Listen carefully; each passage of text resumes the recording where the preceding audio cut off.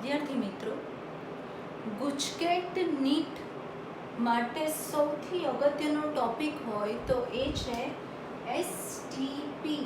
STP એટલે કે એનું ફૂલ ફોર્મ થાય છે standard temperature and pressure. Standard એટલે પ્રમાણભૂત, ટેમ્પરેચર તાપમાન, પ્રેશર દબાણ. એટલે કે પ્રમાણભૂત તાપમાન અને દબાણ. તો સૌથી પહેલાં તો જાણીએ કે પ્રમાણભૂત તાપમાન કેટલું છે અને પ્રમાણભૂત દબાણ કેટલું છે. તો પ્રમાણભૂત તાપમાન 0 ડિગ્રી સેલ્સિયસ હોય અથવા તો તમને ખબર જ છે, હવે તમને એકબીજામાં કન્વર્ટ કરતા આવડે છે ટેમ્પરેચરને, તો 0 ડિગ્રી સેલ્સિયસ અથવા તો 273.15 કેલ્વિન અથવા તો 32 ડિગ્રી ફેરનહીટ. આમાંથી કોઈ પણ ટેમ્પરેચર આપ્યું હોય તો એ છે આપણું પ્રમાણભૂત તાપમાન. અને દબાણ માટે યાદ રાખીશું કેમેસ્ટ્રી પૂરતું દબાણ 1 બાર રહેશે પ્રમાણભૂત પરિસ્થિતિમાં. તો તાપમાન 0 ડિગ્રી સેલ્સિયસ અથવા તો આમાંથી કોઈ પણ આપે તો, અને દબાણ રહેશે 1 બાર. હવે એક શોર્ટકટ પદ્ધતિ આપીને કામ કરીએ છીએ. આ શોર્ટકટ મેથડ તમને ચોપડીમાં કે કોઈ રેફરન્સ બુકમાં નહીં મળે, જેથી એને તમારે ખૂબ સરસ રીતે ભણવાની રહેશે. તો એક મેં તમને અહીંયા કોષ્ટક બનાવીને આપ્યું છે.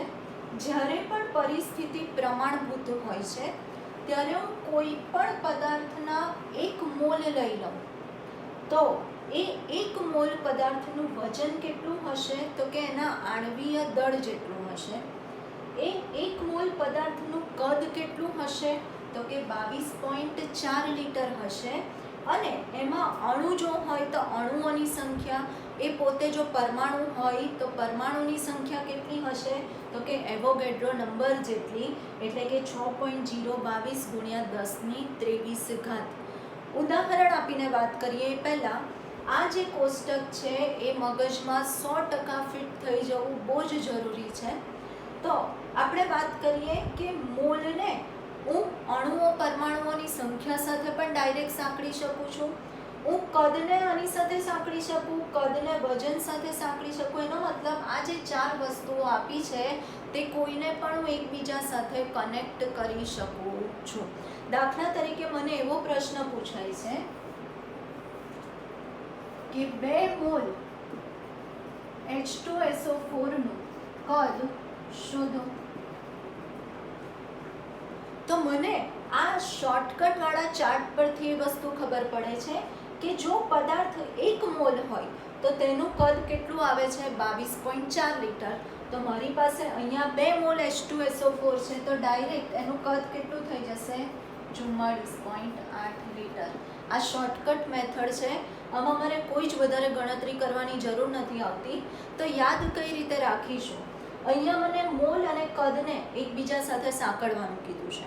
તો મોલ અને કદ પર ફોકસ કરીએ તો મને એવું ખબર છે આ ચાર્ટ પરથી કે 1 મોલ કોઈ પણ પદાર્થ હોય, H2SO4 નહીં, કોઈ પણ પદાર્થ હોય છે, કોઈ પણ તત્વ હોય છે, તો તેનું કદ કેટલું થાય 22.4 લિટર. તો મારું પદ શું આવે, 1 મોલ H2SO4 નું કદ કેટલું 22.4 લિટર. તો મારી પાસે કેટલા મોલ આપ્યા છે 2 મોલ. તો કે 2 મોલ H2SO4 નું કદ કેટલું, તો આનાથી ડબલ થઈ જશે તો કે 44.8 લિટર.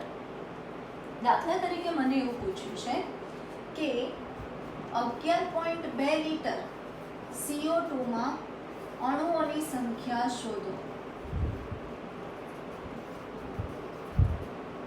એટલે આપણને એવું થાય કે આ પ્રશ્નનો કેવી રીતે આપણે જવાબ આપી શકીએ. તો અહીંયા મારે આ ચાર્ટ, જે શોર્ટકટ ચાર્ટ છે આપણો, એની મદદથી બહુ જ ઇઝીલી આપણે આનો જવાબ આપી શકીએ છીએ. તો કઈ રીતે, મને અહીંયા કઈ કઈ વસ્તુને સાંકળવાની છે તો કદ, અને બીજું છે અણુઓની સંખ્યા. એટલે કે મારે કદ અને અણુઓની સંખ્યાને એકબીજા સાથે સાંકળવાની રહેશે. તો મારું પદ શું આવે તો કે 22.4 લિટર. જ્યારે પણ કોઈ પણ પદાર્થનું કદ હોય તો તેમાં અણુઓ અથવા પરમાણુઓની સંખ્યા આટલી છે. તો મારી પાસે 11.2 લિટર CO2 છે તો તેમાં અણુઓની સંખ્યા કેટલી, આપણે પદ મૂકી દઈએ. જો કદ 22.4 લિટર હોય તો તેમાં અણુઓની સંખ્યા 6.022 × 1023 જેટલી છે. અણુઓની સંખ્યા.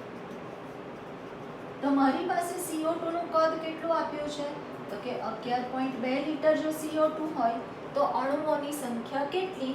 આનાથી અડધું છે એટલે અણુઓની સંખ્યા પણ અડધી થઈ જશે. તો આના અડધા કરી દઈએ તો કે 3.011 × 1023 અણુઓની સંખ્યા. બહુ જ ઇઝીલી આપણે આ શોર્ટકટ પદ્ધતિની મદદથી આવા પ્રશ્નોના આન્સર આપી શકીએ છીએ. આવા બધા જ પ્રશ્નો આપણા ગુજકેટ નીટના પ્રશ્નો છે. તો ફરીથી આ ચાર્ટને થોડોક સમજી લઈએ જેથી આના પછીના ટોપિકમાં પણ આપણે એ વસ્તુ તરત ખબર પડી જાય.